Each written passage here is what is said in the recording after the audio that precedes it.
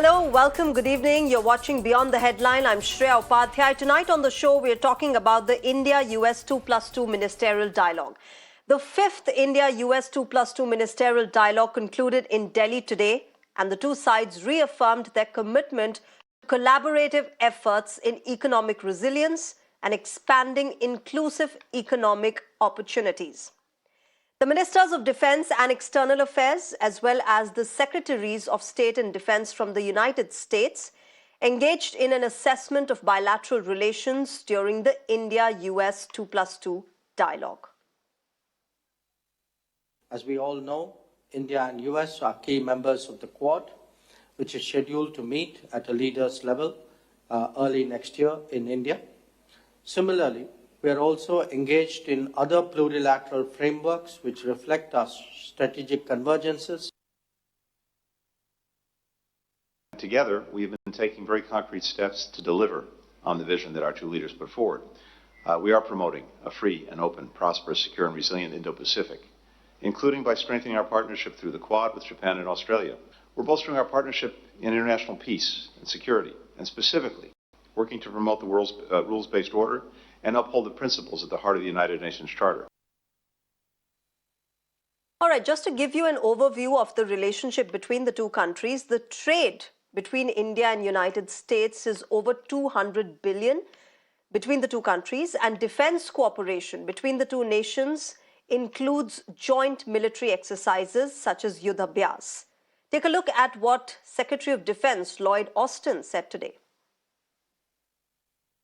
The scope of our cooperation is vast.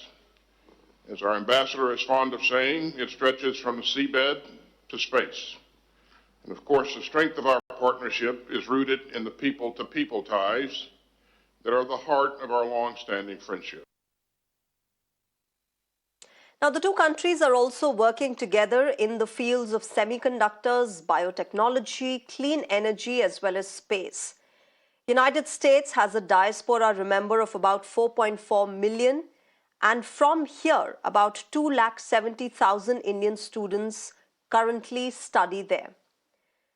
Now, what about the 2+2 ministerial dialogue? Remember, this 2+2 ministerial dialogue is a diplomatic summit that began back in 2018 and has been held every year since then. The dialogue, in fact, emerged from an agreement between Prime Minister Narendra Modi and the then American President Donald Trump to take forward and strengthen the bilateral relationship. So, amid the changing geopolitics and unstable economies, how does the India-US relationship fare? I asked my guest today on the show. I'm joined by Mr. Prabhu Dayal, former ambassador. I'm also joined by Mr. Maroof Raza, consulting editor of the Times Network. Good evening. Welcome, gentlemen. Thank you so much for talking with Mirror Now. First to you, Ambassador Prabhu Dayal. This India-US 2+2 dialogue, the fifth one, comes at a very crucial time. We're seeing not just the Russia-Ukraine conflict, we're also seeing the Israel-Hamas war, and the world was already grappling with the post-COVID unstable economies. How do you see this summit, this dialogue really happening right now? Well, you're right in saying that this summit, or rather the 2+2 dialogue, is taking place at a very important time because there are a number of important events which are taking place across the globe. For instance, there is the Israel-Hamas war and the Ukraine-Russia war, both of which are very adversely impacting the rest of the globe in terms of energy security, food security, supply chain issues, and a whole lot of other issues. Then, of course, there is the challenge posed by Chinese expansionism in the Indo-Pacific region. And we face, of course, the Chinese problem across our borders all the time. So there are a whole host of global issues which are of great importance.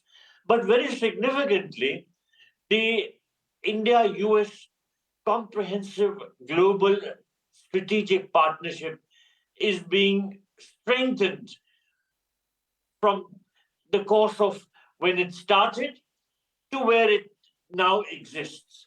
And the 2+2 dialogue was an opportunity to reaffirm the continuity of the important ministerial meetings against the backdrop of the comprehensive global strategic partnership.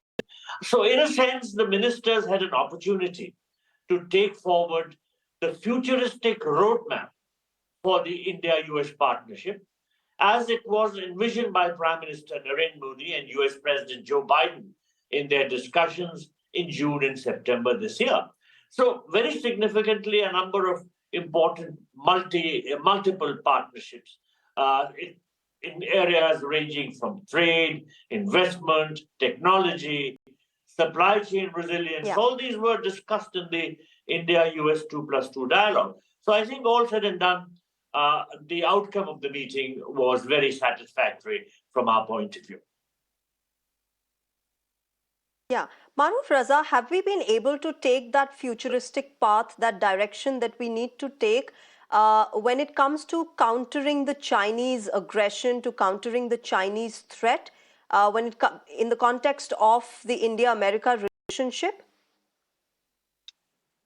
Well, first I must compliment the good ambassador for giving us a very comprehensive rundown of a number of issues. But I'd also like to take issue with one or two points that, despite his very elaborate coverage, he missed out on. One is artificial intelligence. President Joe Biden has recently, just 2 weeks ago, issued a very, very clear order, a doctrinal kind of approach on the US and artificial intelligence. And also, there was criticism that there was not much mention of the military dimension to artificial intelligence, which later one of the secretaries in the Ministry of Defense there, Ms. Hicks, clarified that America has been involved with artificial intelligence related activity and funding 6 decades now. Let me explain a little more. You see, the China question comes in because the Chinese have been putting a lot of money and energy in catching up with America and perhaps getting past America very quickly with artificial intelligence and the related tools that it provides, both for intelligence gathering, for use in military purposes, and of course for space. Now, these are areas that America is also looking at. Firstly, they've announced a space command, and in the space command, there's going to be a lot of use of AI, as we all understand, even a common man understands. The second aspect is that the Americans are very keen on countering China's what long ago an American military sociologist, Amos Permuter, had called fusionism, which means that the military and the civilian leadership fuse together and work towards a national aim. This is not the case either with India or America, where everyone's fighting for their own turf of importance. It doesn't mean to say that we are all a divided house, but we don't have the level of fusionism that the Chinese bring to bear in any kind of a situation. So therefore, to counter the Chinese threat is a very, very big American challenge and a very big American obsession now. And that's where AI comes in. The third aspect is where do America and India go in their 2+2 partnership? The first thing is the Americans, for the first time, have offered to provide the 114 program, which is a joint space research and development program, which will give India a very big push in its space ambitions. The second thing is the Americans are woefully short of talent and manpower of the scale that we can provide, but we are a bit reluctant to put our brighter minds to America's use when we can put it to our own use. The Mars mission is a case in point. So therefore, this meeting will certainly discuss how to work together so that we bring to bear the best on both sides. And people in India are scientists, who are not sufficiently compensated are compensated better for their skills and talents of the scale that Americans do with their scientists and people of that nature. And the third is Okay. that the Okay. Americans are looking at a responsible use of AI for global good governance and avoiding conflicts, particularly conflict situations which tend to come very close to a shootout between America and China in the South China Sea waters. As far as the other usages of AI are concerned, and that's not just, see, conflicts tomorrow are not going to be about bombs and missiles. Conflicts tomorrow are going to be about the usage of your brain power to belittle countries that have bombs and missiles. You may have been familiar with a bit of news coverage of the conflict between Azerbaijan and Armenia. That was where brain Yeah. power was used, like robots and other things, to belittle the other, much, much more heavily militarized country. So that's going to be the way forward. But therefore, Ambassador Prabhu Dayal, is countering the China threat the only common aim that brings India and America together? We've seen it in supply chain cooperation. We're also seeing it in semiconductor cooperation. All of this has happened in the post-COVID time, where the world woke up and realized that we cannot have supply chains only running through one country, and therefore we need to disseminate them across the world with other countries as well. But in between India and the US, is that the only ultimate aim, or do we find more areas of resonance, more areas of cooperation, and more areas of common aims and goals that we want to achieve together? Well, I must compliment Mr. Maruf Raza for having drawn attention to various important aspects which have a bearing on the Indo-US dialogue. For instance, he referred to the issue relating to artificial intelligence and how it is impacting the global scenario. He also made references to the Sino-American rivalry and how it could shape out. Now, all this is extremely interesting if you see the course of events in the recent weeks. After 5 years, the Chinese foreign minister recently visited the United States. Wang Yi visited the US just 10 days ago, and he held talks with not just President Biden, but with a whole range of American leaders. And in particular, what is being watched with great interest is the forthcoming meeting between President Biden and Chinese President Xi Jinping, which will be taking place next week at the APEC summit in San Francisco. So there is a lot that is happening on the scene, and particularly which impacts us, which naturally could have been the focus of a discussion. I'm sure that our side would have had discussions with the Americans on all these issues. But of course, not everything comes into the public domain, and we shouldn't expect to, because a lot of things are discussed which are confidential in nature. But I'm highlighting these in continuation of what Mr. Maruf Raza pointed out, that there are various aspects of the dialogue which are significant and which are often not even mentioned in the media.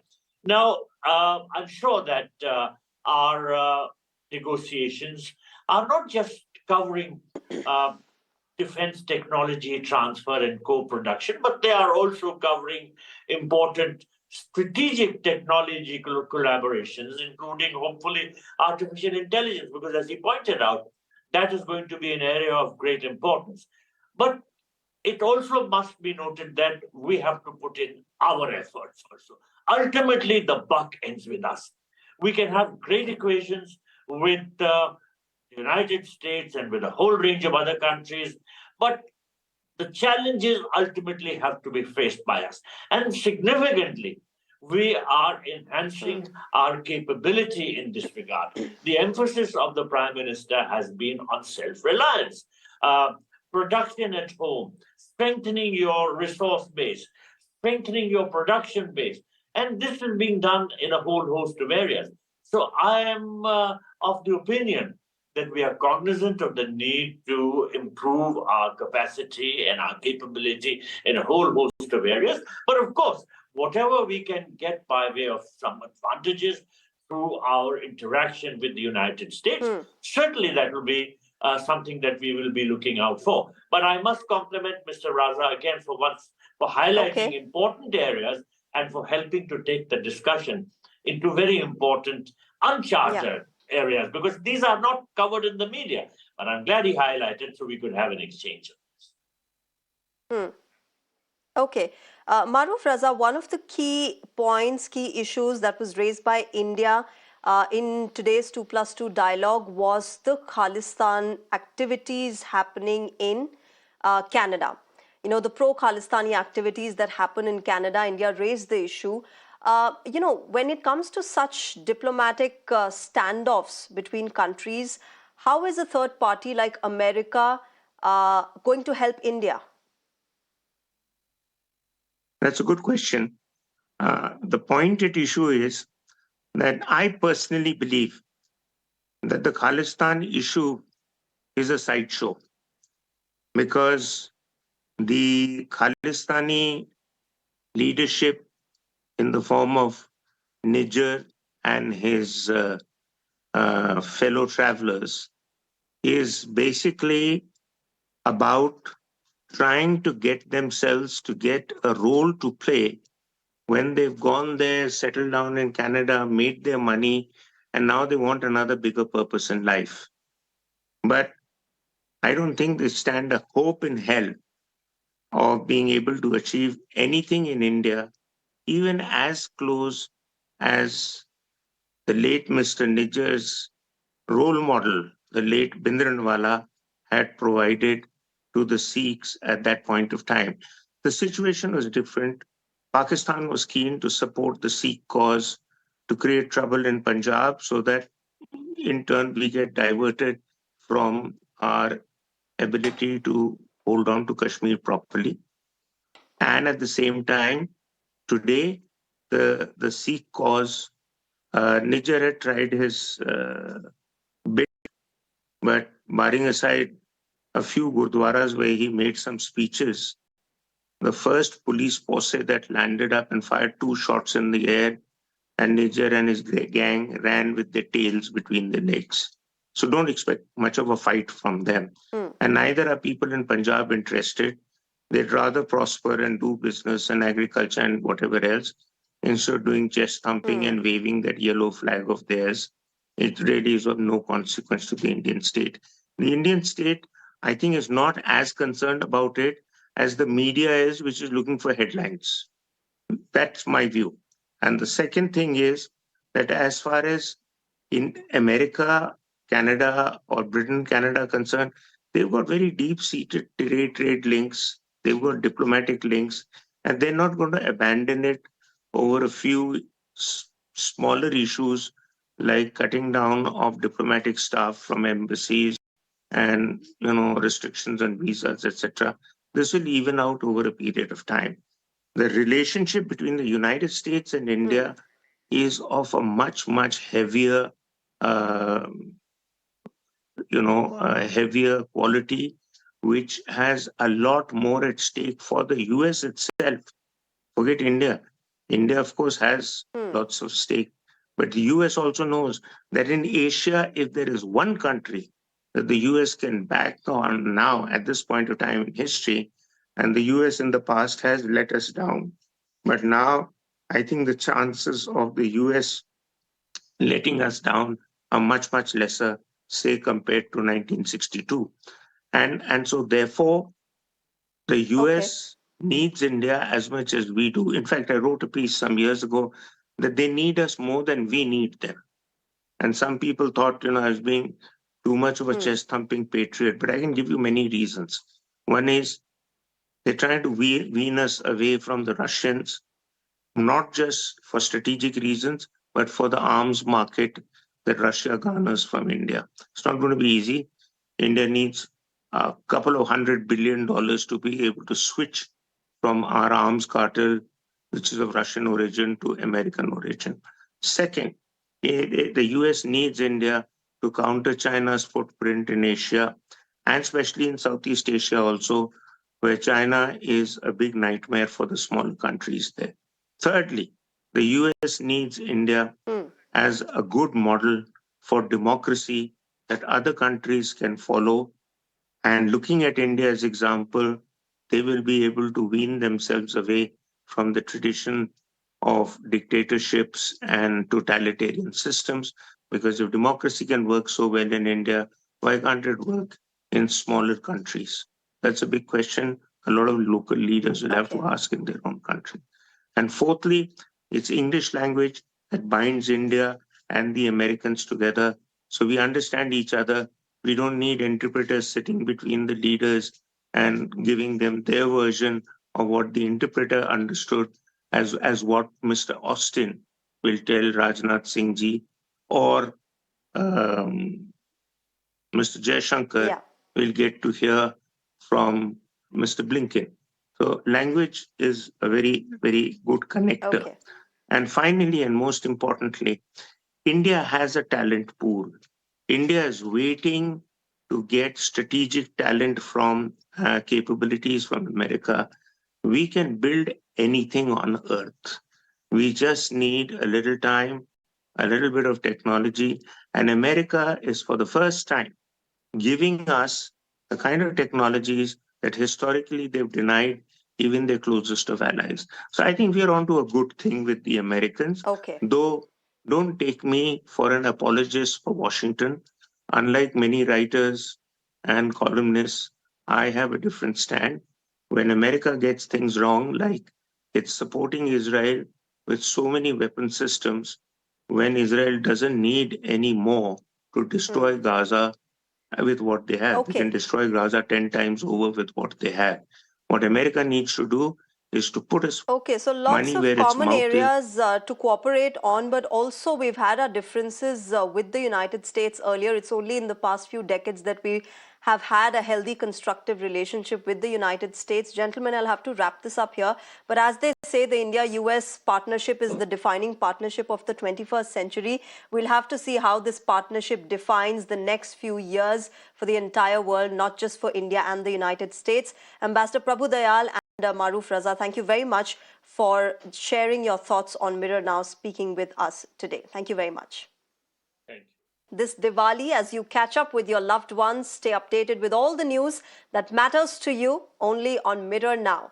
So get ready, taiyar hokar aaiye, and stay tuned for all the latest news, views and updates that put you first. With that, we're slipping it to a short break. News and updates continue on the other side.